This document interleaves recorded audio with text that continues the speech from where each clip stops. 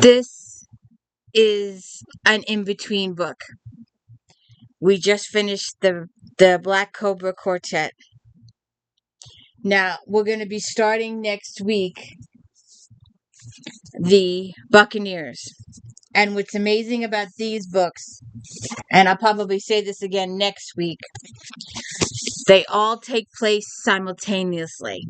So if a conversation happens in book A on Monday, if A and B have a convo Monday in this book, then B and A have to have that same conversation in the second book on Monday. So these are going to be awesome. So this book, today's book is an in-between book. This book takes place in October of 1823, and the first one of the Buccaneers starts in 24. This book also has characters. Where's my paper? Where's my paper?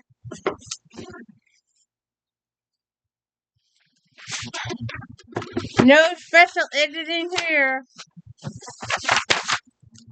This book is a standalone, but it has characters from the Sinsters, the Bastion Club, and the Black Cobra.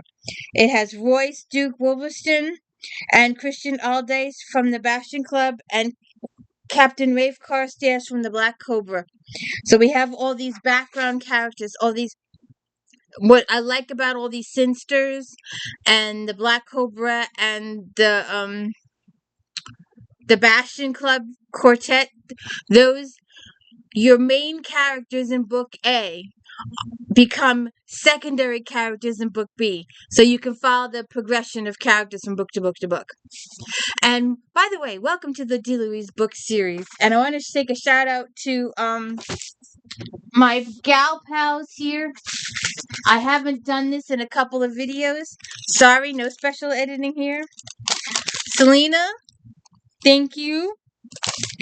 And Trudy. And Leaf Sonata. And there's one more. C-Book. Thank you all for tuning in every day. It's so nice to have somebody watching me. All right. Lady Rissole.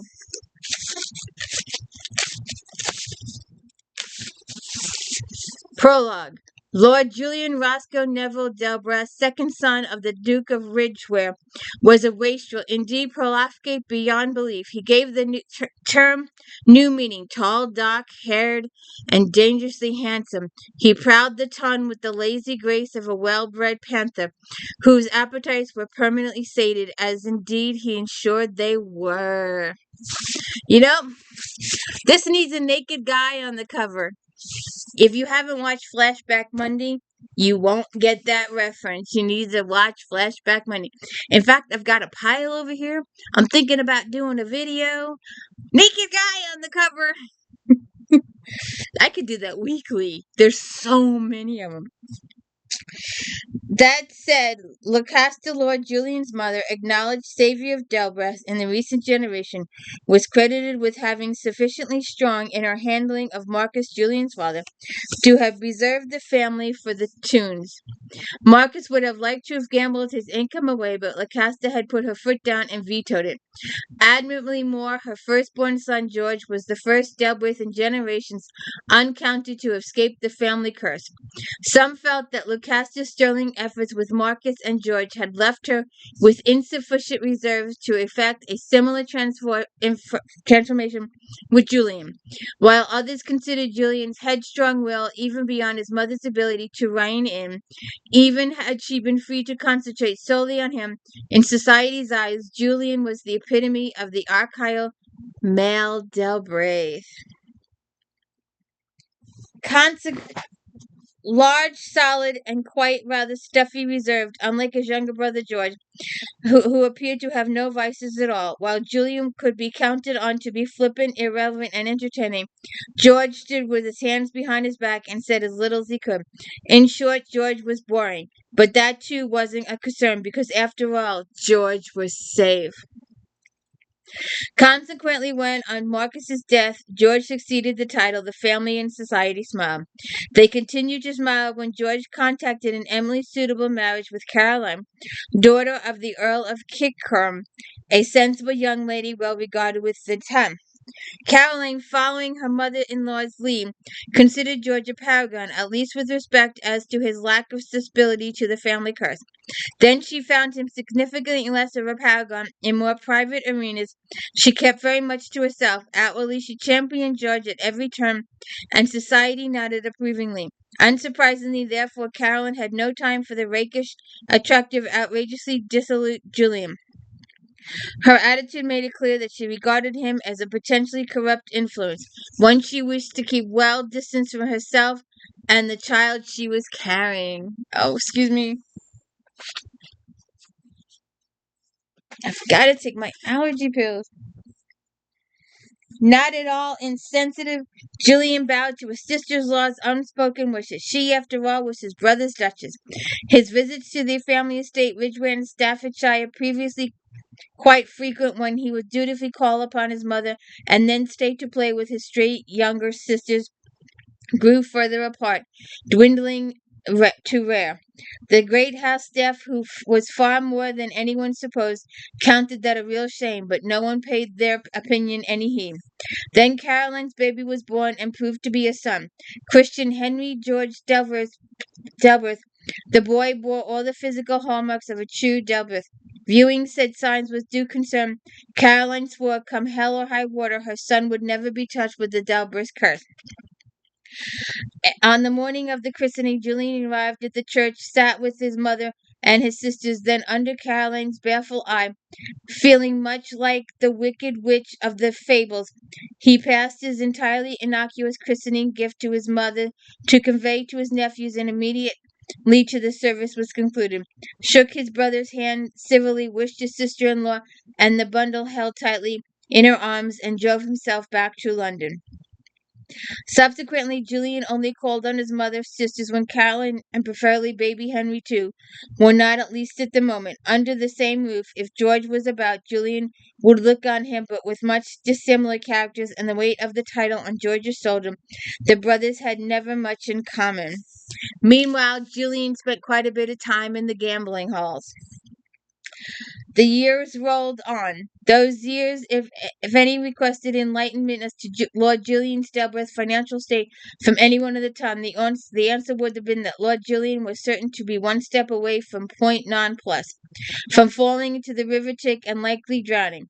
To all seasoned observers, it was inconceivable that anyone could maintain such a prolific lifestyle and wages so consistently and so extravagantly without running out of money.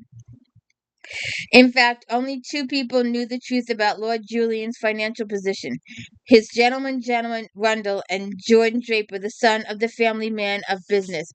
At Julian's request, Jordan had assumed the handling of Julian's financial affairs, thus separating them from his brother's ducal holdings. Only those two knew that Julian was one of the Delberts who cropped up every third or so generation. He was one of the Delberts who won. He didn't win every bet, but over any period of time he always came out ahead. Not since he had, at the age of 5, first discovered the joys of wagering, had he ever ended a week as a true loser.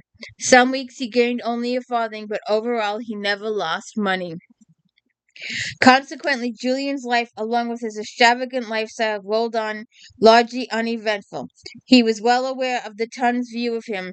The knowledge reinforced his natural cynicism and made him inwardly smile. Until late one night in 1811, a knock fell on the street door of his lodgings on Duke Street. It was November, and the weather had turned bleak. Few of the ton were still in town, which explained why Julian was sitting by the fire, his feet propped on his stool, and one hand in a book. At the knock, he raised his head, hearing Rundle's footsteps to the parlor, on the way, muttering, vaguely wondering, "My lord!" Rundle burst into the room without knocking. "It's Higginbotham from Ridgeway." Looking past Rundle at the senior groom from his brother's estate, taking in the man's disheveled appearance. "My mother?" Julian asked. "No, my lord, your brother." "My brother?" Julian couldn't imagine why George would have sent Higginbotham racing to town to summon him. The younger raced your brother. What's he want? His Grace don't want anything. He put a pistol to his head and pulled the trigger. Oops. I guess you better go home. Julian drove like the devil and reached Ridgeware mid-morning. Leaving his pantheon at the stable, he crossed to the house, entering via the side door. To an inexplicable act, a sound down one corridor had Julian turning. Thank you for coming so promptly, my lord. Lips tight, Julian nodded. Draper. This was Draper Sr., his brother's man of business. Jordan's father. The Draper offices were in Derby, much nearer than London. Julian had searched Draper's face. Do you have any idea why, George? I still can't believe it. Why he took his life? Sadly, my lord, I do. That's why I relieved the staff and had taken upon myself to send for you. This is a bad business, and we need decisions made quickly if we're to protect the family. Protect the family? I don't understand. I know. If you will, come to the office. I'll endeavor to explain. Prostrated by the shock as the Duchess, but the doctor was here yesterday, and both were sedated. I'm told they might awake in a few hours. My sisters, Henry. Good God, the boy is the Duke now. Indeed, but the staff have the young people well in hand. I fear our discussion won't wait, my lord. In a situation, time is of the essence. Very well, lead on. What did happen? Yesterday morning, my lord, the staff heard the shot at 11 o'clock, I believe. They had to break down the library door. Of course, there was nothing they could do. How many others know of George's death? At the moment, my lord, I believe the knowledge is restricted to the indoor staff, the stable staff and the family and the doctor and myself, of course. So we have a chance of concealing the suicide. His first thought was for his sisters, his mother, for Henry, and even for his sister-in-law. Possibly. It will make it easier for me to show you the accounts. The accounts? Why do I need to see the accounts? Regret to inform you, my lord, that your brother wasn't, as generally supposed, immune to Dalbreth's curse. So his brother was deeply, massively in debt. George had succeeded where all Dalbreth before him had failed. He'd run the estate into the ground, then had compounded the damage by mortgaging every last asset to the hilt. Lowering his hands, Julian sat back. All right. To top up the sum, all of it, and send for Jordan. Tell him to bring my current accounts. Yes, my lord. That was strangely presumptuous of you, he said without heat. I apologize, my lord, but I've known you and your brother since you were infants. I know the family could count on your help. As I've said, we don't have time. Very well. I'm going up to see my sisters. Send for me when Jordan arrives. He found Millicent, Cassandra, and Edwina in the small upper parlor they used as their own. They'd been informed that George had died, but they had been told nothing else. They had heard the shot. He killed himself, didn't he? Millicent, 14 years old, and bidding fair to becoming another Lucasta, sat beside the window seat. Cassie, 11, snorted. Just tell us. You know we'll get it out of the staff if you don't. Justin sighed and complied. But why, Millicent? It was a thoroughly horrible thing to do. He must have had a reason. I understand from Draper that George had been gambling. It seems the curse had caught up with him, and rather than risk the estate and his family, George put a stop to it. All three frowned, considering that Cassie humped. That sounds like George, so stuffy he couldn't bear asking you for help.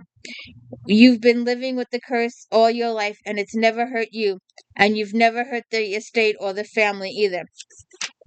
Sadly, George wasn't me. You don't need to worry about that. The doctor left a note saying that in the circumstances he would suggest we put about that George died suddenly of apoplexy. Well, then, I suppose we need to do next is get some mourning clothes so we can see Geoff off in proper style. True. He might have been an idiot, but he, as a whole noble idiot, sacrificed himself for us so we could at least do him proud with a funeral. We should talk to Mama, Cassie says. Discussing clothes might cheer her up. Have you seen her yet? No, I haven't. Why don't you three go and distract her and tell her I'm here and that I'll be up to speak to her as soon as I can. I have to go sort out things with Draper just to get everything squared away. Tell Mama I'll come up shortly. He spent the next hours with Draper, father, and son. Then they joined by Mission Berry, the family solicitor. The office was crowded with all four of them, but no one suggested they take their discussion into a less secure, well-shielded room. While they'd been going over the horrendous figures, plan had taken shape in Julian's mind. He was beyond outrageous, but outrageous was something he did well. Factor in my funds, all of them, liquidate my assets, all of them, and add them to reduce the capital owed. Leave me 10,000 in cash. Assume an ongoing income of, he calculated and added a sum. Draper and Missionary looked startled, but Jordan only grimaced, jotted down the figures, and started reworking the complex web of mortgage and loan repayments. My lord, what are you planning? We're close. Just whisker it in. You could pull it off. Julian didn't need to explain to Jordan what he was thinking. Jordan had worked for him long enough to guess what he might and could do, but he was grateful for the younger man's unequivocal support. You included the running of the house and the estate in general, the usual payments to my mother, the girls, and the Duchess, and left the girls' portions intact. Well, the girls' portions are already long gone, Jordan said, but that will return them to their previous amounts by the time they each reach 16. I also included escalating amount for Henry in years to come, starting from his 5th birthday. Good man. Julian paused to gather his argument. What I am proposing to do is this, gentlemen. And he told them he laid it out. If he was to succeed in saving the Delbert family title and estate, he needed them on his side. At first they were shocked, then, aghast at the full ramification of what he was proposing, came clear in their minds. But finally, like Jordan, they too accepted. He had no choice. He had to do it. His interview with his mother was difficult, not least because Lucasta was inclined to blame herself for George's disgrace. He deceived us. He betrayed us, his mother said. Julian hesitated, but he knew better than to try to lie. According to Draper, since he started at Eton, but initially the amounts were small enough not to alert Papa or you. Only after he inherited did he start wagering larger sums. You never heard any whisper, he said to his mother. She says no. We'll bury him with all due circumstances, and then we'll pick up the pieces and rebuild. So, given George blew out his brains rather than face the consequences, tell me how bad it is. He didn't soften the news, pointless where she was concerned, and he laid it all out for her, and he also laid out his plan for recovery. I'm not going to like your plan, am I? No, but it's the only plan we have, and he told her. Each to his surprise over one aspect, and on the other she wouldn't budge, wouldn't shift, would not concede. I've lost one son. I will not lose you two. No. I appreciate that to be your successful, your plan makes open association impossible, but you will continue to visit this house, to visit me and your sisters. They are my daughters and are as capable of keeping secrets as I am. You will not cut yourself off from us, and I assure you we will not let you go. So she wants him to be in the family, and she wants him to be there. His interview with his sister-in-law set the seal on a long, horrendous day. As he approached her suite, he saw Draper and Missionary emerge from Caroline's sitting room. They closed the door behind them and came along the gallery. When he and the pair met, they all halted. I've explained the terms of the will to the Duchess. She understands that you are sole executor and also her son's guardian, and comprehends the rights that are yours by virtue of the facts. How did she take the news? Not well, but she had to be told. At least now she knows and understands the situation. We also informed her of the financial straits the late Duke left. I explained that contrary to her long-held belief, you have never drained any undue resources from the estate, and that the current situation arisen is entirely the Duke's fault. Let me see if I understand this correctly. You left the Duchess knowing that whatever I proposed, she must agree if she wishes to save herself and her son from ruin. Aha! Aha! Aha! Jesus. Least we could do to assist your plan. Excuse me. So, he goes in to talk to her. Missionary Draper told me they explained the situation. Is there anything about it you don't understand? Her face stripped of all mask. Caroline stared up at him. He could see the emotion, the questions, the rage rolling behind her eyes. Why? He couldn't help himself. But I can't.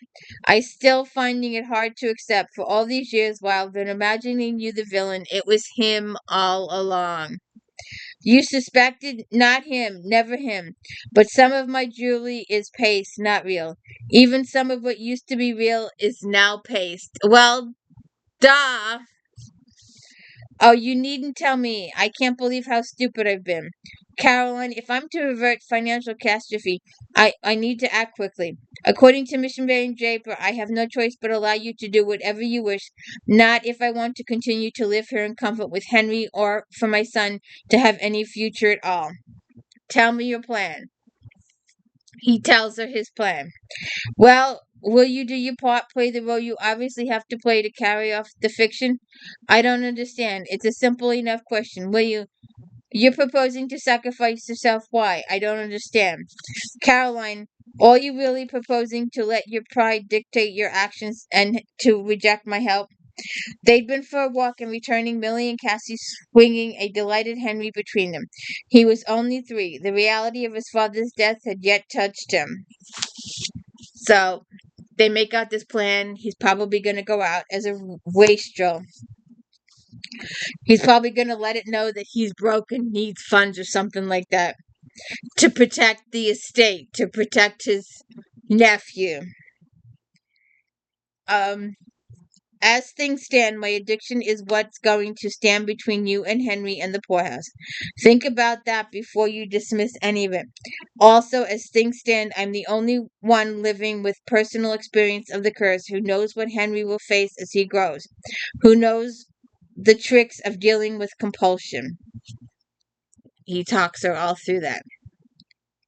Half an hour later, having bid goodbye to his sisters and his small nephew, Julian took his Fanian down the long drive, then whipped up the horses and headed for London. In the small hours of the morning, he drew rein outside the stables near his lodging, handing over the ribbons to a sleepy stable lad. Julian walked slowly into the street. Sinking into his pockets, his greatcoat pockets, the quiet darkness, he strolled toward Duck Street. His life as Julian Debreth was quite simply no more. And Miranda Clifford, 1823, 12 years later. Oh, so this book starts. We're not told. We're not told. There's no date there. So we don't know that this is 12 years later. Okay. Well, they didn't say that. Miranda Clifford halted in the deep shadow cast by a stand of trees and watched her younger brother, Roderick, strive across a manicured lawn towards a massive mansion glowing pearly white in the moonlight. Damn blast! Miranda stared at the door. This was far worse than she thought. She first realized Roderick was secretly slipping out the house at night 3 weeks ago. She told herself that unannounced and unmentioned nighttime excursions were only to be expected of a 23-year-old gentleman, but she spent the last 23 years protecting Roderick, denying such long ingrained instincts. But now she knows he's up to something and she's got to go find out what it is. Roscoe was known to be immensely wealthy and also widely significant power, both in his own arena and fierce spheres. He wasn't, as Howard considered, a criminal. Instead, he inhabited a nebulous society and the underworld. He could rub shoulders with dukes one day crime lords the next. Speaking generally, Roscoe was in Ejima, very much a law unto himself. He was already living in the huge white mansion on Chinster Street, overlooking the tread expensive Dolphin Square to the Thames beyond. When Roderick had bought the house in Cleverton Street, just around the corner, a year ago, Miranda had heard all the neighborhood's most famous citizens within days of taking up residence. Wretched man! She wasn't sure if she was speaking of Roderick or Roscoe. That Roderick might wish to chance his hand at gambling wasn't a surprise, but he can't afford to become involved with Roscoe. So her brother's heading to the gambling den. So, is this going to be one of those wager stories? Is she going to sacrifice herself for her brother's debt and offer her hand in marriage? Is that what's going to happen? Do you know what's going to happen? We'll read a little bit more, but I'm going to leave it to you to read the rest of it, and we'll come back next week with the Buccaneers. And that's an engaging story. She watches her Roscoe go into Roderick's house, or Roderick go into Roscoe's house. Excuse me. He goes into the White House. And she follows him in. Puzzled, she started along the corridor. Roderick must have gone that way, other than the occasional room to either side, all silent, their doors shut with no light showing beneath. There was nowhere else to go. She followed the corridor toward the front of the house, step by step growing more aware of ominous sense of quality and solidity. The house wasn't old. Roscoe had built it for him, which presumably explained the workmanship she sensed more than saw. There was an understated elegance in every line, complemented by luxurious finishes and furnishings.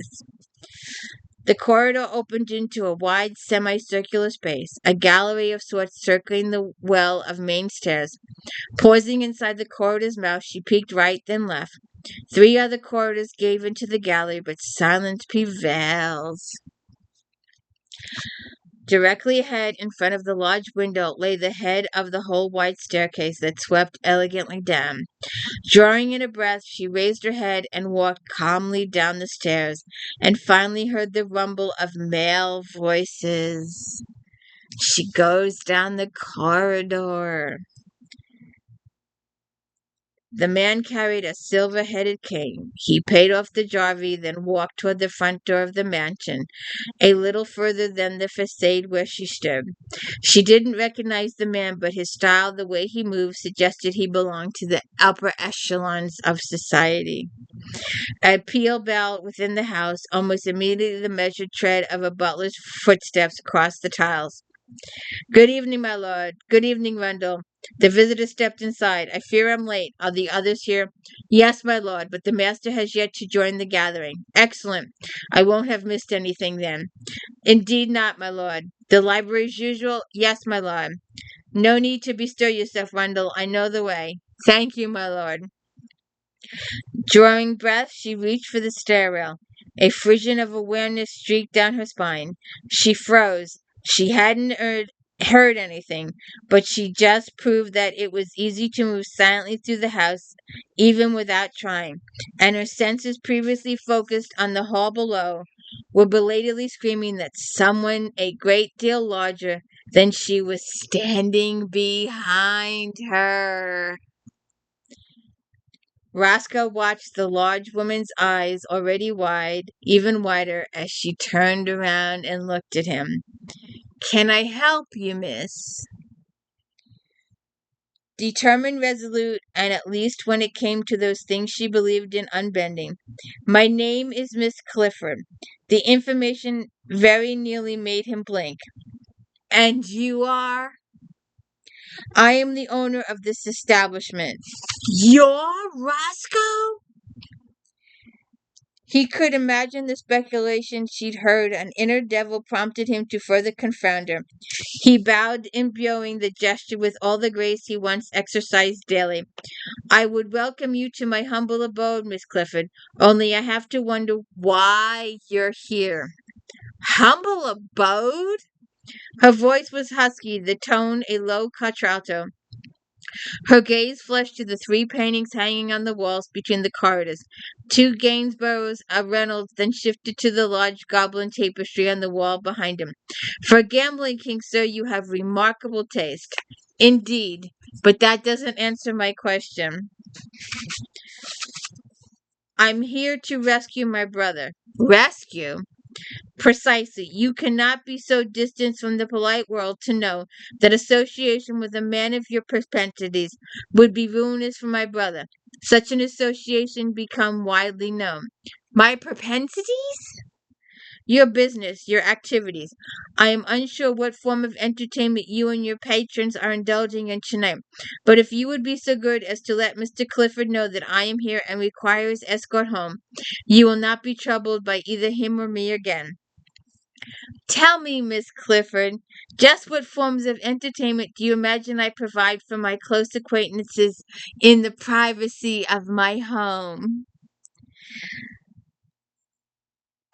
I believe, I have no idea and less interest but the two that leapt to mind when I realized that Roderick was coming here, a private gambling party or else an orgy. Regardless, I believe attending will not be in my brother's best interest, just as I know that associating with you will not definitely be to his advantage. Are you accusing me of corrupting your brother, Miss Clifford? No, but she wasn't the first lady to view him as a corrupter of innocence. Perhaps that long ago echo was why Roscoe felt compelled to prove her wrong, to open her eyes to her misjudgment of him, to make her knowledge and apologize now, tonight. I suggest, Miss Clifford, that you come with me. Why? I can just as well wait here until you send Roderick to me. Ah, but I have no intention of embarrassing your brother in such a way. Where are we going? To a place from where you can watch the proceedings without any of my guests being aware of it. No! She doesn't want to go see them doing stuff. And he's like, and she's like, fine. So they go. Um, She hesitated, then crept forward and sat. He waited till she settled in her cape and her reticule in her lap. Then, standing behind the chair, he leaned over and whispered by her ear, "Unless you stand up, they won't see you. Unless you make a loud noise, they won't hear you. You, however, can see and will be able to hear every word said around the table." Ruthlessly suppressing his intense, unprecedented, and unnerving situation that kept Dee's voice murmuring in her ear, his breast sighed, tiny tendrils of hair dangling about her neck. Oh, she's getting all excited. Roscoe was still hovering over her, close to her, too close. His warmth, his strength, his scent, everything his nearingness made her senses seize. And all she could do was nod. Roscoe joined his fellow guild members around the library table, apologizing for waiting, then opened the meeting and fought to keep his mind on business he and the others had to discuss. Their organization was straightforward. They ran charitable projects with each other, having oversight of one project at a time, and reporting to the group on progress at each meeting. Normally they met once a month, but lately they'd been evaluating and embarking on several new projects. Roderick's given his only recently joined the group, and two others replacing completed projects, so stepped up the frequency of their meetings. Roe Gerard, Viscount Gerard, had been the first real member. Roe made an excellent gambler, but his heart had never been in it. However, the same excursion mind that would have proved an advantage, juggling odds even better at gauging risks and potential outcomes of more human-based investments. Venturing into the arena of philanthropic endeavors, Roe had stumbled across Roscoe and, after getting over his surprise, had, as Roe wont to do, asked questions and offering suggestions, and persisted until Roscoe had agreed to join forces. The young woman at the academy seemed to be responding well to Mrs. Cansbury's messages of instruction. Sebastian, trained relatively recently recruited after he married Rose's sister-in-law, continued with his assessment of progress at the Guild-funded school in Lincoln that taught selected female orphans the necessary skills to become lady secretaries. Roderick followed with the latest information on the project he was assessing, a small bailiff run school in Battersea. It was a straightforward proposal, one the other members felt would help Roderick cut his teeth. I'm not entirely satisfied with some of the suppliers the school wishes to continue to use. I believe we should hold firm to our principle of not allowing firms owned by relatives of those running the establishment be engaged, not unless they are supplier available. Here, here. We instituted that rule early on, and it saved us, or rather our blunt, from countless times. I'll tell Hendricks, the head bailiff. If I were you, Roscoe said, I'd also have a quiet word in Father O'Leary's ear. He's on the school board, and while he might not feel the probation is necessary, with a cynical wink, Roscoe looked around the table, telling him that our considerable experience will not allow the guild to invest in any project that doesn't adhere to such rules, will almost certainly be sufficient to ensure he sways all the other board members. And she watches the meeting. Of the 8 men at the table, 7, Rose, Sebastian, Martingale, Edward Brimworth, Hugh, Max, and Roscoe himself, were scions of noble houses. The only exception was Roderick. While nobility of birth wasn't a criterion for membership in the guild, the simple fact was that other than in exceptional cases, Roderick's most money available for charitable works lay in the hands of aristocracy. Despite the 15 years and the lifetime experience that separated Roderick and him, Roscoe could nevertheless appreciate that. His mind returning to hoity Miss Clifford, he wondered what she thought. What does she think? Is she going to fall in love with Roscoe? Will she find out who Roscoe really is? What will she do? Will she help her brother with these charitable events? Will she want to participate in these charitable organizations? Stay tuned. Have to read the book. And don't forget to check in next week for the Buccaneers. There's an exciting series. Have a good one.